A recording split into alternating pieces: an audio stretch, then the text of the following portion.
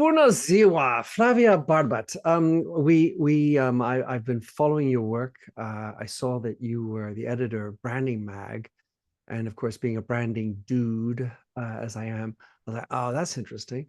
So let's start with the traditional question on the Minter Dialogue, which is, who is Flavia? Thank you so much for having me, and thank you for the compliment of following my work. I suppose I'm not. It's only recently that I became a little bit more public facing, let's say. So I still am very humbled by the statement when people come and say, I've been following your journey, and my journey is an interesting one. Let's say personally, I'm from Transylvania originally, which and then I grew up in the U.S. So I say Transylvania because it was always a lot of fun to Right. say it. I used to get the answer, wow, that's Ooh, no, but like that's a real place. And I said, yeah, it's a it's been a there, region been of there. Mhm. Romania. And so I'm originally from there. I moved to the US when I was very young. I did all of my schooling there, including So with your university. parents, presumably. Correct, yes. And this was shortly after the Communist Revolution. I am an only child, so you can only imagine. I Mm, am, it was very much the American dream, let's say. mm, We were a team, they were young, we didn't have a lot of money, et cetera, et cetera. So it was very much, we were, the Three Musketeers, let's say, kind of going mm, into a new land, and that influenced a lot what I did throughout my life because I definitely felt some kind of responsibility to do mm, something valuable, let's say, something mm, worthy of the sacrifices that had been made. mm. And to be honest, when I was finishing university, I had gotten the best marks in school always. I was very diligent. I was very, the usual, I guess, for this history, this Yeah. context in terms of If family. I classifying it as the immigrant who comes in, the hunger, the no Yeah. safety net in America, so you have to succeed at some level. Yeah.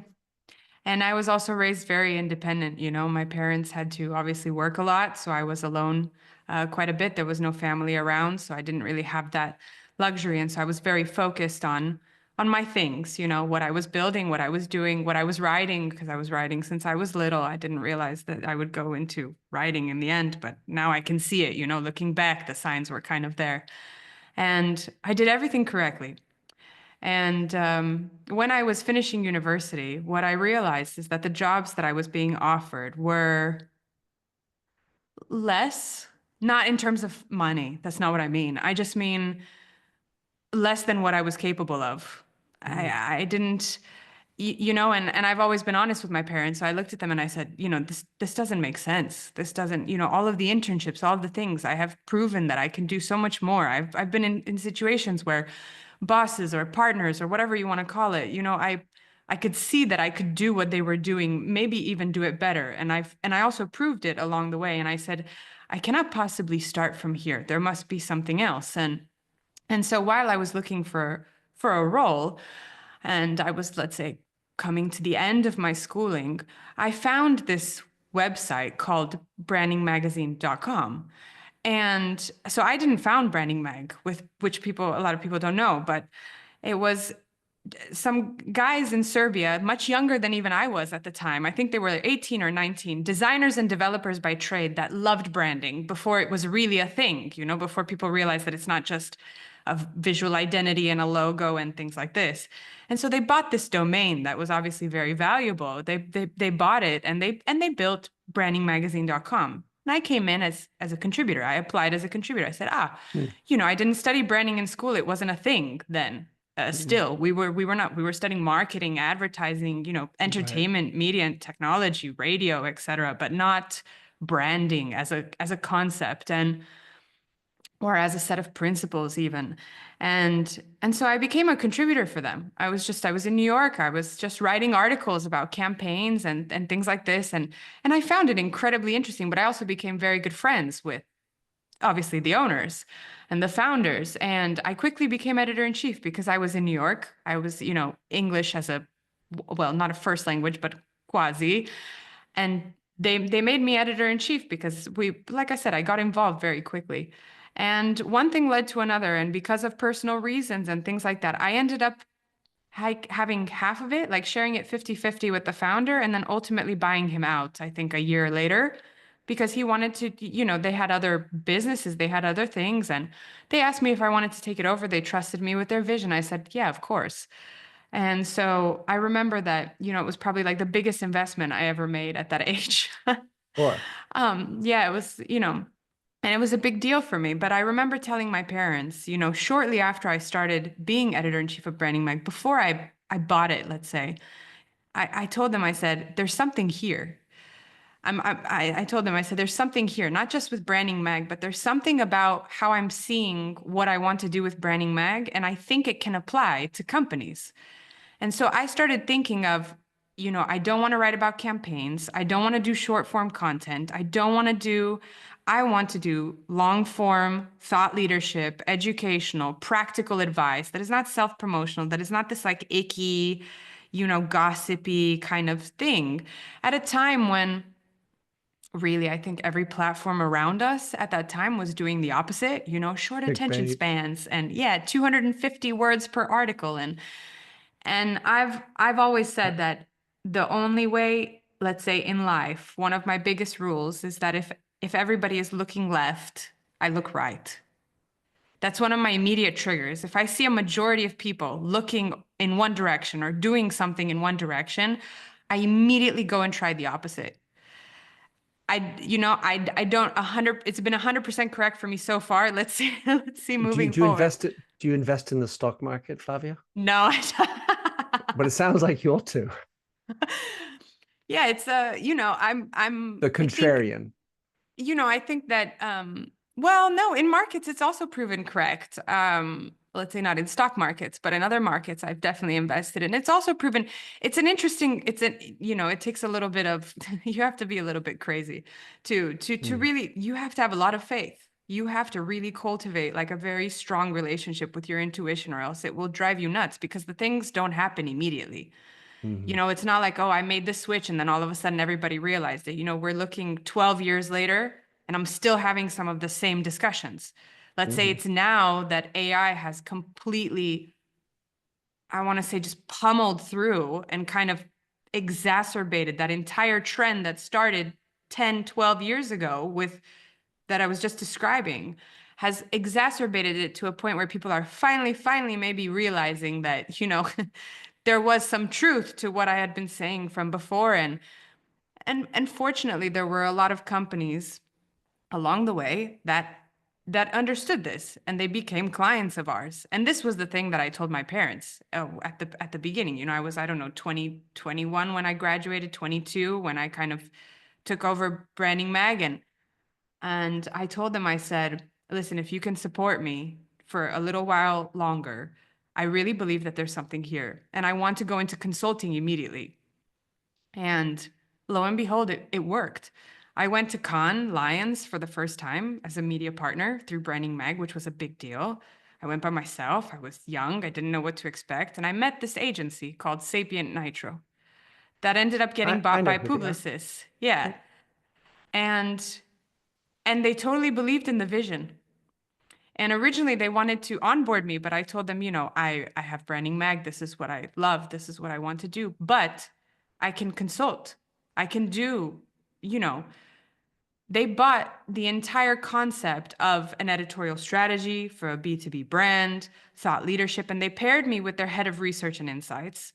And we ended up building an entire content ecosystem that took, the brightest minds and how they did things, not the products or the services, but how the people executed and thought about and saw things and used that to drive everything. We're not just talking like, oh, we put some articles on the site, we do some social media.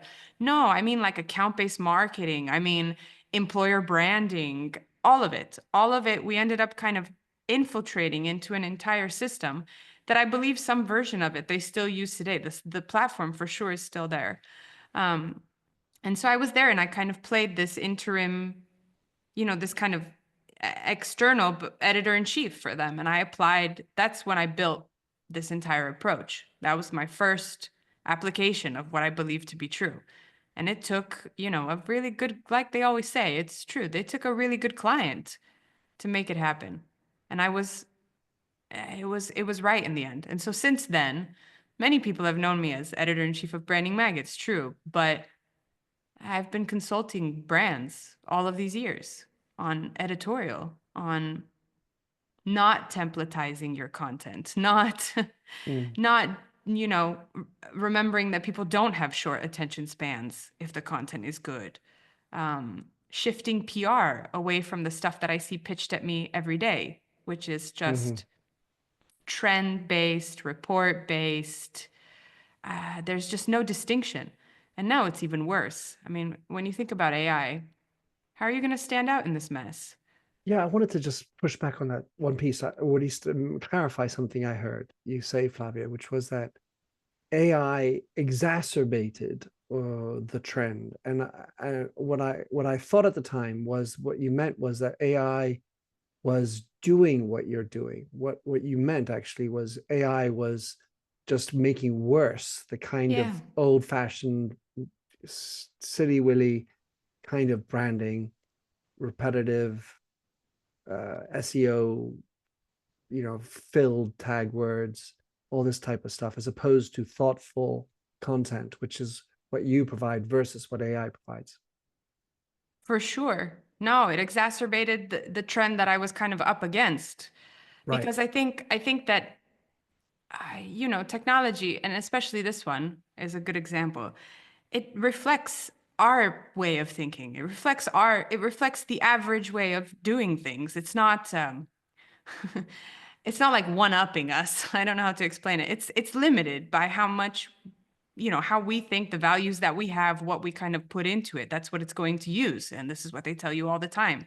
It's as if it's supposed to make me feel better. I'm like, that doesn't make me feel better in any way. That means that whatever people were, you know, thinking about, human behavior and what they wanted to read and what they wanted to see and how they thought about education and their time and just so many, parallel sides of society, that average concept got built into something that is acting on it at a just massive scale, more than what Mm. we were doing before, not just an industry, but a society as a whole.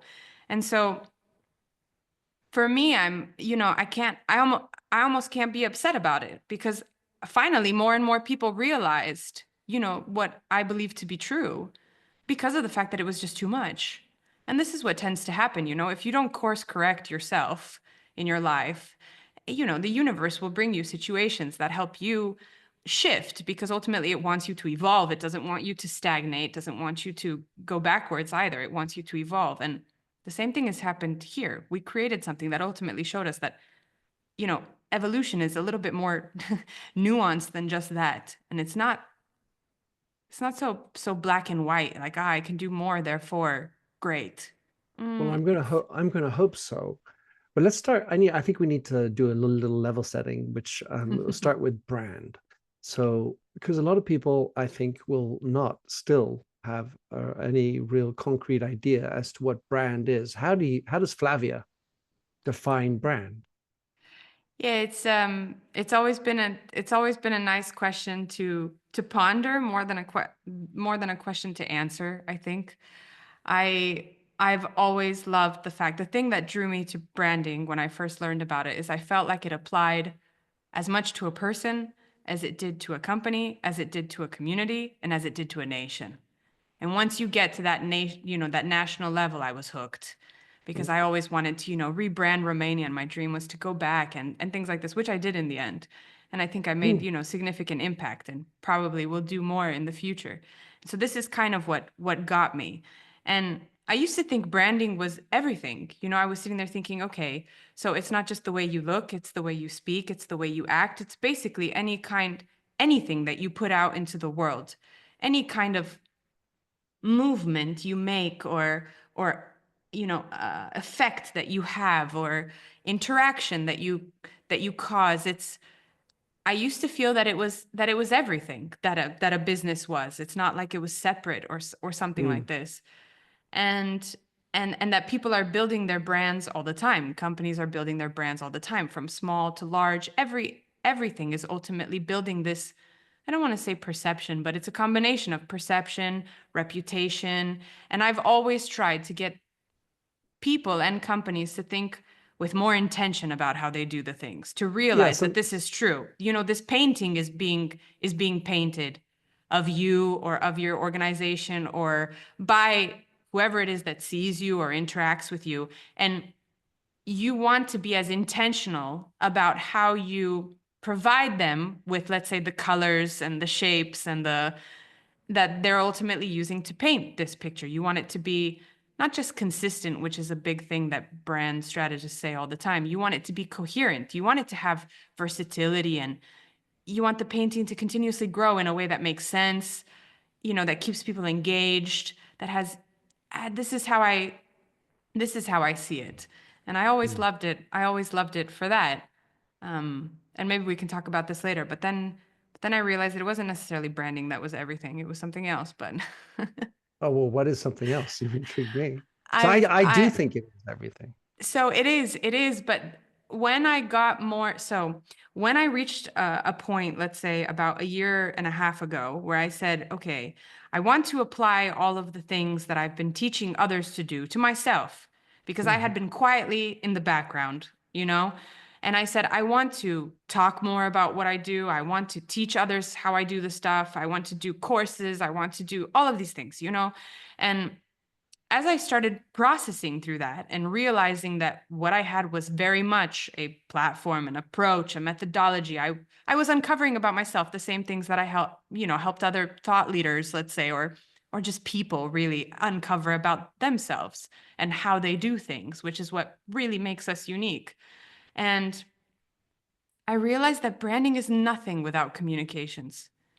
I equivalent it a little bit to that statement, you know, if a tree falls in a forest and no one's there to hear it, did it make a sound?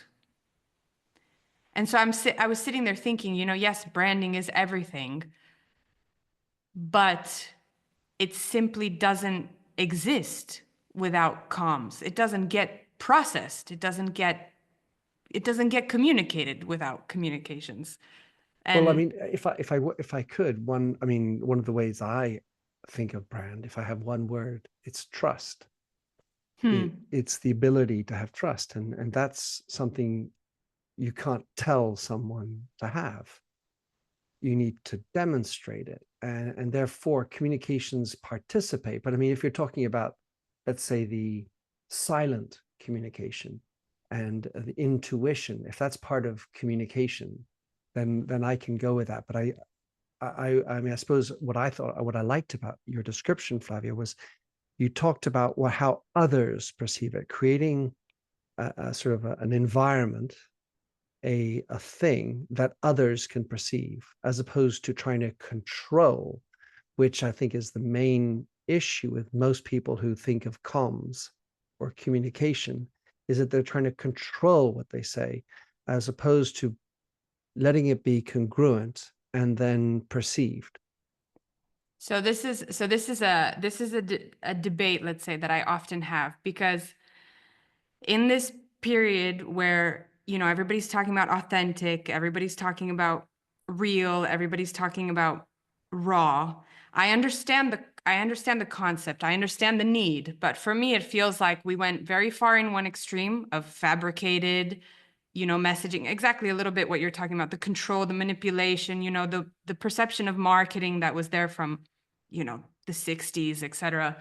And now we're going in the opposite extreme, where we say, the only authentic thing is that which is completely raw, you know, like untouched, unhinged, these kinds of things. Mm. These are the conversations that are being had, especially when you talk about younger generations and all of this stuff. My As an editor, though, I know the power of being honest but refined. And so for me, yes, the brand part of the equation is, you know, what you want to be known for, how you want the others to kind of see you and things like that. But communications for me is everything that you communicate. It's not just what I write. You know, also design communicates. The way you build an experience communicates. There's also, you could write a sentence with I don't know, you could write a very positive sentence with bad intentions, and the audience is likely to feel the bad intentions more than the positive sentence. And so for me, that's also communications. So when I'm Sure. talking about communications, it's that. And the reason why I like to focus on it is because it gives that refinement. I don't think you need to be, it's a little bit like what they say, just because you don't say everything doesn't mean that you're dishonest. You pick and you pick and choose Of what to course. say, because you have an ultimate purpose, and that purpose is not to like ruin the world or lie to everyone. There are so many organizations that are built by wonderful people that really want to do great things. And okay, there's a business attached to it. But at the end of the day, my goal is to sit there and help people arrive to a perception and a conclusion where I know that my values are true. Therefore, I prefer that they buy from me or that they read my content instead of somebody else's. Otherwise, I would stay silent, and that space would be filled by what? By crap, for lack of better words, or bad intentions, or so it's not so, black and white, in my opinion. Well, And I like uh, this refinement. This refinement, I think, makes a really big difference. And people shouldn't be afraid of that as if it means like, it's overly done, or I don't know. It's an well, let interesting me, discussion. yeah. So, obviously I worked for 16 years for L'Oréal, a company that has a lot of brands in its portfolio. But very few of them, in my opinion, were true brands. Hmm. And the complication is certainly when you are a large company with many brands, and if people participate in the expression of that brand, the communication of the brand, Mm-hmm. then how does a conglomerate sustain different brands if all the people, processes, and formulas are all the same? Well, so if we're talking about the sub brands, and I think each piece of the puzzle has its own personality, though, let's say.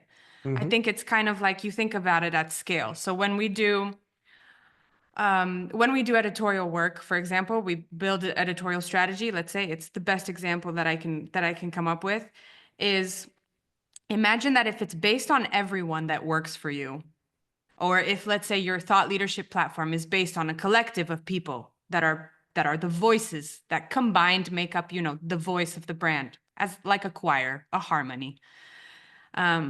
Then you have to accept to some extent that while you're doing that process, you will uncover a little bit what the brand is. There is some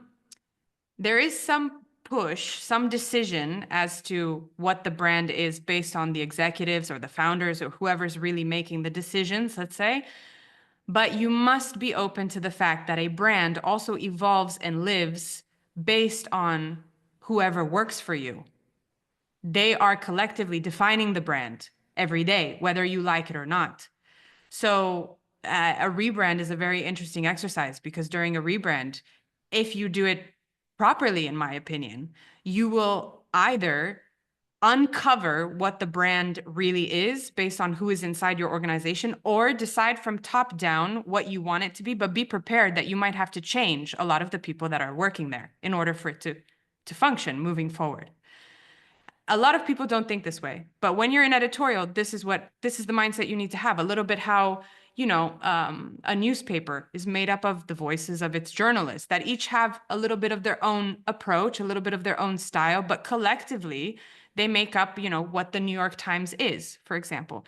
So if you have that for each of the sub brands, let's say, then if you level that up, then those sub brands become the voices that ultimately make up the conglomerate. It's a bit similar. It's just level by level. It depends how specific you go. Yeah, well, I mean, I've written volumes around this topic, so we could spend a lot of time. It's not about my perspective necessarily. I did want to just push into this idea of nuance, or let's say the subtlety of your communication and the Hmm. refinement that you talk about, especially in a world where there's so much communication happening.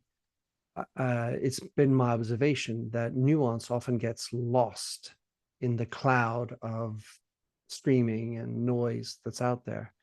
So how do you, let's say, negotiate or argue with a brand about dealing with nuance and refinement when clickbait, screaming headlines, crazy stuff is the daily method that most companies are employing? Yeah, I found that nuance is most easily identified in longer content. I think you can imagine. Yes. So if you have a little bit more time, if you have a little bit more space, all of a sudden you can get a better feel for the writer, for the subtleties. You start to understand the style. You start to, which is not as long of a process as people think it is for readers. They're pretty intuitive, as people have similar behaviors and structures inside themselves, and they react to those, let's say, immediate perceptions of who's behind the content, what the content is trying to say. But if I may, Hmm. I would say that very many people are no longer reading books. I mean, there's certainly enough data to show that the reading of books is diminished. So long form, if that's the sort of the supreme example, is there. So a lot of people, in terms of that subtlety piece, are waiting for it to happen within the first 6 seconds because they're used to video, and we've created an environment, a consumption of headlines as opposed to the patience of reading into long form. So it feels like it has to be a very specific type of brand and client who's able to go with you. And I'm not trying to push you into a niche, but I trying to just because I write long form all the time, so I'm really into it. However, I've observed that the reading, the patience to, even with good writing and a good copy editor and a good tagline, whatever, just there are fewer people have that sort of sit around. And I mean, I can listen. I suppose you can listen to Joe Rogan for 3 hours, but that's anyway. So talk to us how you manage to get clients, what type of clients they are, what clients are you looking for to make for the optimal transformation through your style, your thought leadership. I think a lot more brands and clients fit the mold than they think they do. I think, and I was giving the example of long form content just to say that, we don't expect the brands to change overnight and to stop what they're doing immediately, but we try to start in a way that makes sense for them and makes sense for us so that we can prove the concept, so that often means that, for example, you want sales and you want finance to be on your side from the get-go, because this stuff is not cheap. We all know this. So generally, you work with the sales team, who, by the way, are rarely involved in marketing discussions. So when marketers are building their That's very materials true. and stuff like that, they don't go to sales and say, look, what do you need? Like, what do you need? No, they create all these materials and they go, here, please use this. And then they complain that sales doesn't use them. So you And must. sales, of course, is complaining that marketing doesn't know what the hell's happening on the street. Exactly. Exactly. So what you do is you go to sales, who, by the way, love good content, and they love long form, like they love the kind of stuff that they can use to explain to a client, to present to a client, to show, to go, here's a follow-up email because there's this super interesting article related to what we were saying the other day, things like this. They love good stuff that they can use to foster that relationship. So imagine the people that are most involved in fostering relationships with your clients love this content. Point number one. That's Point in a number two. B2B world. That's mostly in a B2B world. But then I'll show you for B2C as well. I know B2B is the easier one to see for sure. And this is why we started there at the beginning. And why a lot of the work that we still do is in B2B. This is true. So you see this a lot in manufacturing. You see this a lot of, those are, let's say, the most interesting ones because they were always the less serviced in terms Mm. of brand, in terms of, they weren't like the sexy They're brands that less everybody flashy. wanted Yeah. to work, yeah, that everybody wanted to work with. But I love engineers. I love them. I love how much they know and how passionate they are. Like, that's what you want. You're a good editor. You can turn whatever they say into something people can consume. But there's something about them. So I've always loved working with engineers, but that's a side point. So we go into sales and we go and we work with them. We create the content. We show that the content can deliver on sales. Point number 2. And then you slowly realize and help them understand that this is part of the brand strategy. You're filling a gap, because what people don't realize, what brand leaders don't realize, is that they bring in a strategy company that builds their brand strategy. They have these guidelines, that are 99% design and maybe like 1%, if that, verbal messaging, narrative, etc. And they expect that from that small amount of input, there's a marketing and communications team on the other side that has to produce thousands of pieces of content, just them. I'm not even talking about the others. And you think that that small input is going to help them create everything that they need to create. And then you wonder why people are repetitive, or why they're not creative. Well, because they don't fully understand who the brand is or what it wants to say. So they're not going to go out on a limb and just start, filling in the gap. And so we end up using everything that we've learned from the thought leaders to fill in that gap, to be more specific about the narrative and the messaging, and to say, okay, what is it that we really want to be known for in this geography, to this target audience, in this department, in this division? And we start to build out the narrative and the messaging very specifically. I mean, to the point where nothing gets created in terms of comms, marketing, brand comms, whatever you want to call it, nothing gets created outside of those parameters. And bonus, you end up associating everything into an ecosystem that is global. So you don't replicate things anymore. So you don't have, I don't know, redundancy. You have somebody in Japan doing something that was already figured out in California, just as an example. You must build this kind of, it's an ecosystem that flows. But the only way you can get there is, you can't go into a client and kind of scare them off and say, we're going to revamp the entire way you do comms, because it will just freak them out. So you start with these smaller projects, and most of the time sales and account-based marketing is like a really good place to start for the reasons that I mentioned.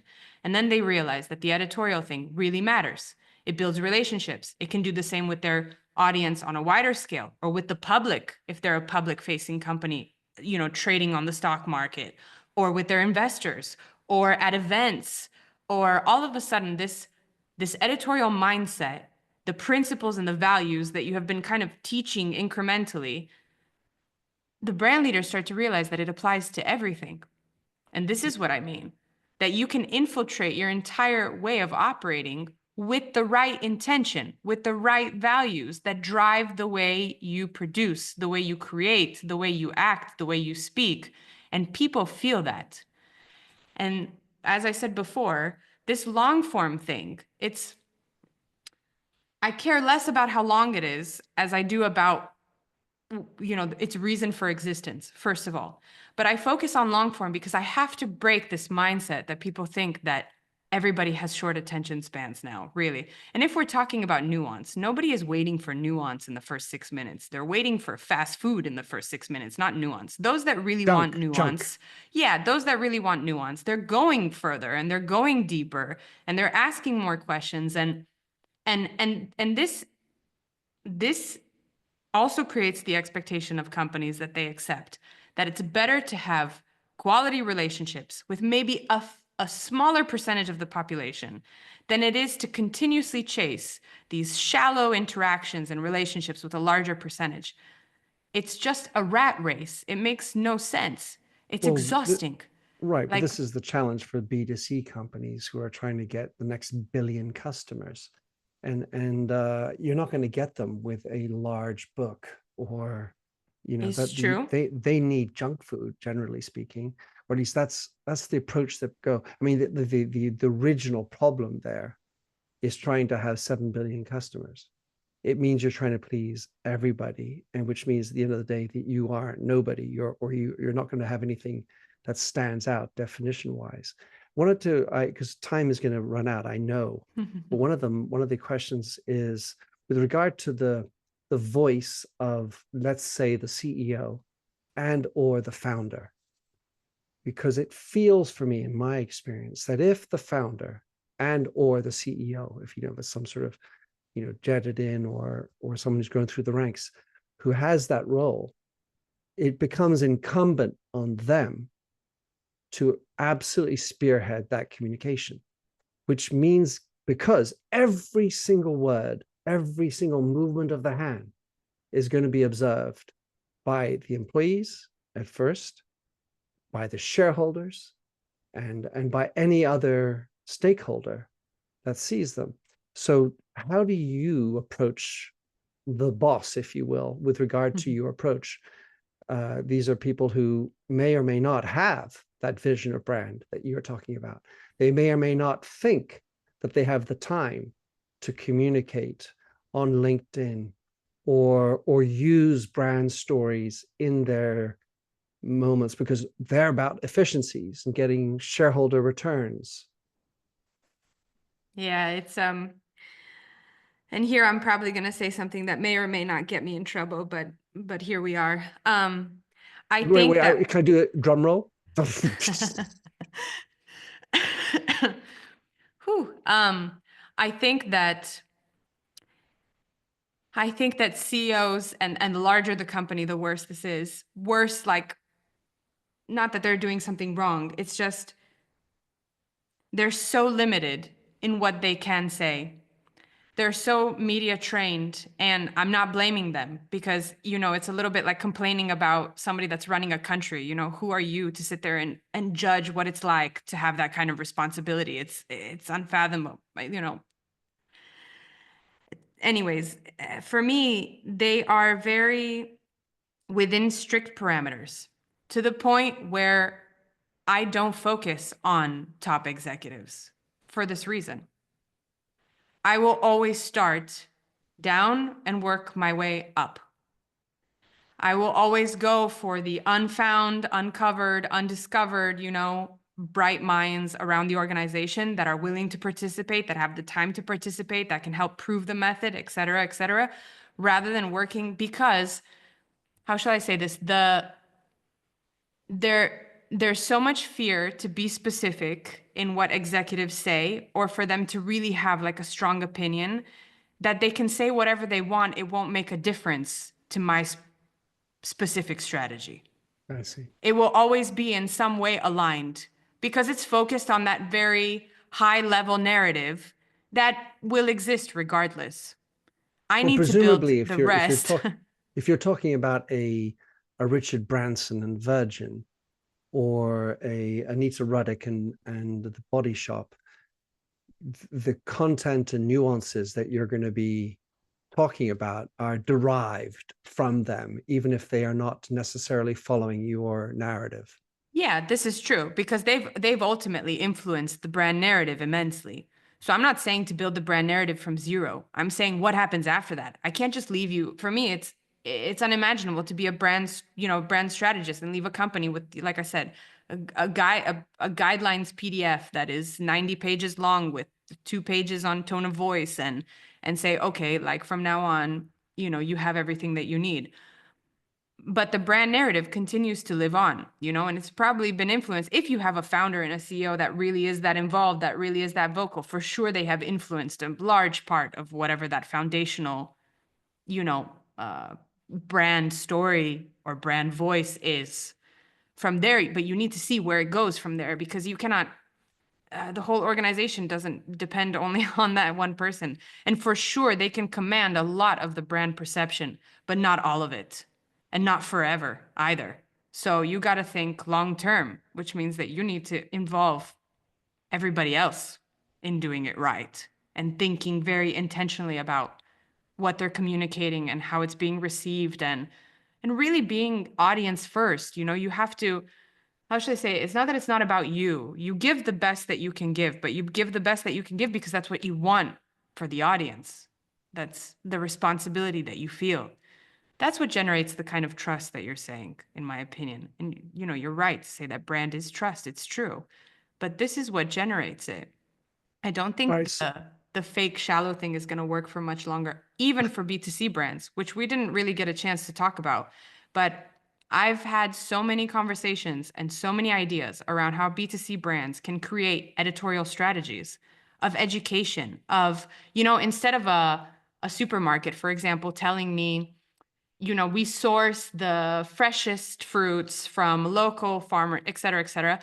And probably the more and more I look around other people, and I hate to say younger generations because I don't like this generational thing. I really think that it's just a lot of people in general are going in the trend of, I like it when somebody can explain to me how something works, where they can give me, how should I say, where you gift me the aha moment, where you've managed to communicate to me how something works to the point where I understand it and I feel better about myself. And I know that I've learned something new and I can go show off to my friends and I can tell all of these little like immediate, behaviors, human behaviors, you can tap into that, but for the right reasons, because you want them to better understand processes, workflows, how the world works, even how a supermarket gets its fresh fruits from local farmers. You can create editorial content that is interesting for people based on that. And it doesn't have to be, a super entertaining, short, clippy bite of content. No, people will stick around to understand because there are so many fascinating things about how people do what they do that just have not even been remotely touched. So for people to tell me it doesn't work, I'm like, have you tried it? Because if you haven't, then you're just basing everything that you think off of what? Trend reports? And let me tell you something about trend reports. The people that do research, you're not there to see the raw data. For example, I think research benefits the researchers the most because they see everything. But ultimately, they decide what to show the rest of the world. So I Sure. only receive a portion of the truth. That in and of itself for me is enough for me to decide, I don't really want to look at reports. I prefer to just base it off of my own experience, my own observations. That seems a little bit more trustworthy in my opinion than Mm. whatever somebody, because then it just cascades, then you use the report to justify your opinion in some presentation where you're trying to convince somebody, and that behavior just continues, it kind of just ripples Yeah. ripples through. Well, I mean, at large organizations that I've had the chance to work with, they typically have that sort of data centric approach. Um, and it's about, I think, tapping into your intuition. Um, I had a Mark Schaefer on my podcast recently. I don't know if you know him, but he's sort of a guru of Not marketing personally. out in the States. And oftentimes I get into the conversation around meaningfulness and purpose. Mm. And I was wondering to what extent you feel that that is a necessary component of branding or not, or at least in your conversation with clients, because you may have your own opinion, but in the conversation with clients, does that, where are we on the scale of it's 100% where we need to be or zero? I don't really give a toss about it. Hmm. But here we're talking about purpose, like you need to have some kind of higher ulterior motive for what you're doing. That's, Yeah, like and your as influence on benefiting the world, or that's yeah, what we mean. somehow, I mean, I ran Redken for 4 years, and our purpose or our mission was to earn a better living, live a better life. And that ran through everything we did. And live a better life was the one that raises eyebrows because we were just selling shampoos. And Hmm. despite this, let's say, niche where we were selling shampoos and color to hairdressers, we really all, from the very inside of the company through all our value chain, had this idea of living a better living, living a better life and earning a better living. So that was our purpose and mission, but it's certainly very far from what most companies really Hmm. uh, get into with regard to the purpose. It's, so if it has one, it might exist on the front of the annual report or written on the door behind the receptionist, but it really rarely is expressed throughout, like everything in the brand. And then the sub component of that is meaningfulness, that it has to have meaningfulness. And I relate that to purpose. With a properly purpose led brand, it needs to be meaningful to every stakeholder in their Hmm. way to them. But that's my gestalt. That's what I preach. And I don't always get good ears for that. And I was just wondering to what extent it's part of your approach and at what extent your clients receive it. So, a lot to unpack. First of all, if there is a brand that has a purpose like you described it, And it manages to create an entire organization of people like you described them that all live and breathe that purpose. Well done. Like, really, I applaud you. There can be multiple reasons why that has worked. One of them can also be that maybe people don't feel they understand their purpose in their own lives. And so they associate heavily with something that gives them purpose based on the job that they do every day. So there are, again, sides and sides, advantages and disadvantages to the thought process. Now, I don't think that every brand, let's say, of crackers needs to be out there saving the world. Fair. This is like, I really don't, if that's what purpose is, then I'm not mega for it. I honestly believe that even if you were to be a company that said, I am in this to build the best product I possibly can because I think technology is cool and that's really just my thing. And everybody lives and breathes that. And you communicate that with intention and clarity and honesty, people will buy in.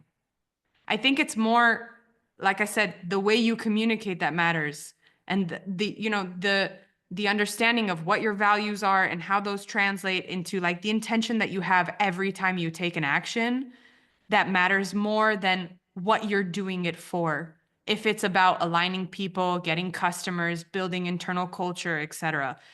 I don't think everybody needs to be saving the oceans or, I mean, in my personal life, of course, I tell people in your personal life, don't throw trash in the ocean. I think that's just common sense. I know it's not for a lot of people, but of course, yes. But for an organization and the relationships that they have with their audiences, for me, what's missing is honesty. It's not purpose that's missing. It's not. It's honesty. It's clarity.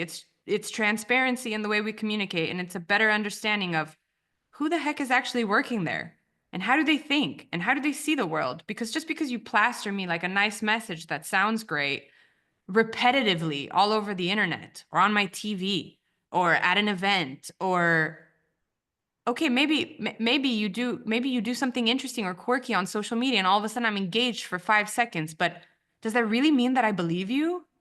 Does that really mean that I understand you? Does that really mean like customer lifetime value? No, it doesn't. It doesn't at all. So I'm more interested in that. That's why I push a little bit for the Mm, long term, not mm. because I believe only in the long term, but because I'm trying to rebalance the scales first. And then we can earn the right to, dabble here and there and do a little bit of everything. But right now, it's just exactly like your purpose example. It's so far in one direction that Mm. everybody's doing it for all the wrong reasons. So I want to finish, if you will, Flavia, on your work you're doing for Romania. Huh. I'm writing a new book, and a lot of elements that I see troublesome, like you were mentioning, that person who doesn't have any sense or meaningfulness in their life, and they just take it from selling crackers or whatever they're doing at work, because work can be meaningful, and even Yeah, if it's for just sure. putting food on the plate. And one of the sort of problematic areas of identity is your nation, because Mm, it's very quickly mixed up with patriotism, nationalism, and it can go further. So one of the examples that I write about, I'm quite Russophile, is the strength of the Russian culture and the Russian mm, nationality. And obviously not a popular country for many people, but I think one of the extraordinary power of a good brand is that it's not popular with everybody. true. It's popular with the people that want to be with it. And so what I write about is how Russia has kept its soul and spirit through multiple types of regimes. Because they really started contemplating a specific Russian identity with the intelligentsia in the beginning of the 19th century. That's when they sort of took hold of it. And then it had to live through the communist regime and the people who have been running Russia since. And it's still there. So Mhm. that's sort of the preamble. how are you working with Romania's culture and Romania's nationhood? Because as you explained to me before we went on air, Romanian, the language, existed at the same time as Latin, which I'm pretty sure anyone who's listening will not have thought about that or not known that. And even I, who mixed up 10 words of Romanian, didn't know that. I mean, not that I'm all knowledgeable, but I've done a little bit more. I've been there 4 or 5 times, and I didn't know that. So, what is your approach, and how are you trying to help craft this Romanian nationhood? So when I finally went back there after 22, so I had been going every year. I mean, like actually, I moved back there, which was my ultimate dream. I said I wouldn't go back empty-handed. I went back with Branding Mag, with a company, a consultancy, and I opened shop there for a few years. I think it was maybe 4 or 5 years. We did a huge conference around branding in Romania because I believed, like I told you earlier, that the principles of branding can help you rethink and reshape a little bit how you see your country, how you see, what it is, how it presents itself, its purpose, etc., things like this. And so I was very, very adamant about giving this education to Romania because I believe that it could change. And I went on stages, I went on TV, I made people cry, because I was the one that came back that had this vision. And I have to say that what I didn't expect is that the mindset that is there has been so much infiltrated by a lot of different influences that are not our own. So you talk about Russia, and the first thing that came to my mind when you were describing the power of that brand, the first thing that came to my mind is, yes, but they never sold out. Like I almost feel like there was always this feeling of, no matter what, I am not going to sell out. And this could be true for any brand, even a brand that sells out on its principles to do some kind of short form, engagey content on social media. It's the same concept. Yeah, to win some more Yeah, to customers. win some more customers or just get some eyeballs or all of that. It's the same concept of selling out, in my opinion. And the thing that Romania unfortunately did over time is that it did sell out and it lost its identity. So now it's very much, and now we're getting into, I know it's not political, it's just a fact. It's very much controlled by the US, by a lot of various influences that have nothing really to do with us. You add on top of that, the EU and the fact that now it has whatever, power it has over everybody else. And all of a sudden it's this amalgamation that where people don't really know who they are anymore. And so out of some kind of fear, I think, of the unknown, I saw them very much confused as to how to display their worth, contemplate their value, and and I must say that on a personal level, it was very disappointing in the end. And so I reached after many years a point where I felt that I had been pulled in, like almost sucked into that environment so much that I Mm, needed to step out for a mm, breather. And so I ended up moving out of the country to an island. Isolated in the Canary Islands for several years because I was like, I need to get out of here.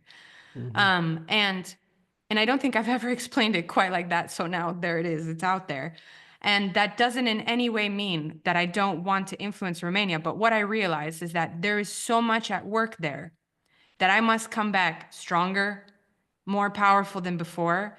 And I almost must craft, build like the biggest boat I possibly can to then harbor as many people as possible with whatever vision or impact I can have in the future. And that I won't be able to have that impact at that scale if I don't take mhm. care of myself first. Right. And so I went through this personal journey. And so now I am contemplating how to go back. I still believe not to go back like to live there, but to go back in terms of, to actually have some kind of presence there with what we do. Branding Mag is still housed in Romania. So I moved Mm, it there. It is there. I always wanted Branding Mag to be a success of that nation. mhm, And Serbia is part of that story because for us, mhm. we feel That's where I very, started. we feel very we feel a lot of commonalities in that area of the world. So for me, it was like, I don't want it to be in the UK. I don't want it to be in the US. I want it to be here. I want it to be in Romania and to be a success story from there. And so it's still there. And I plan on keeping it there and having all of the success that we drive go there.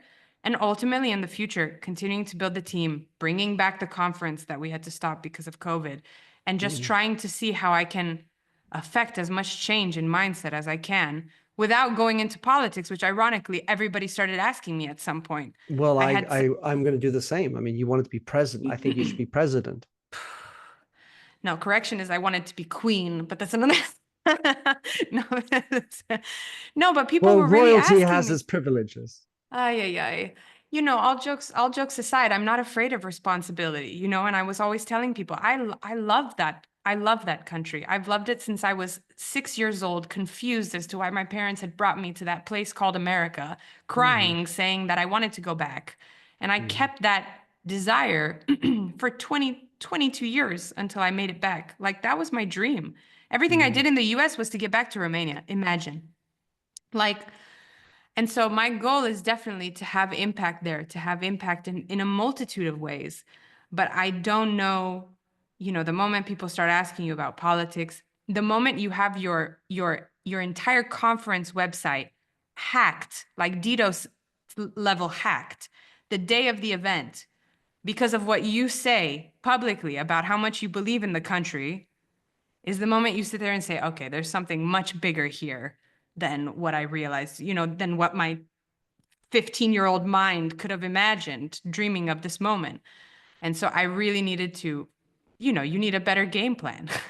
Hmm. You need to step back, you Well, need to I reassess. mean, And so many people that go into politics come with ideals, but they don't really understand the realpolitik, the reality, and the hardness and the blockages that have been historically there, the secrets that were untold, and oftentimes a disappointment for a lot of the idealists that come in there.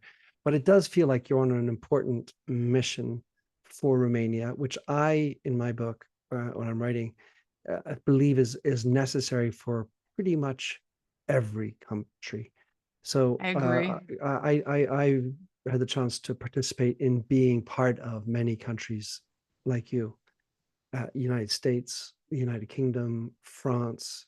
I've lived in many countries, and it feels for me that pretty much every nation is under siege, at least for what its identity is, because it's no longer really even allowable in a world that has to be inclusive, because inclusive Yeah. means not being exclusive.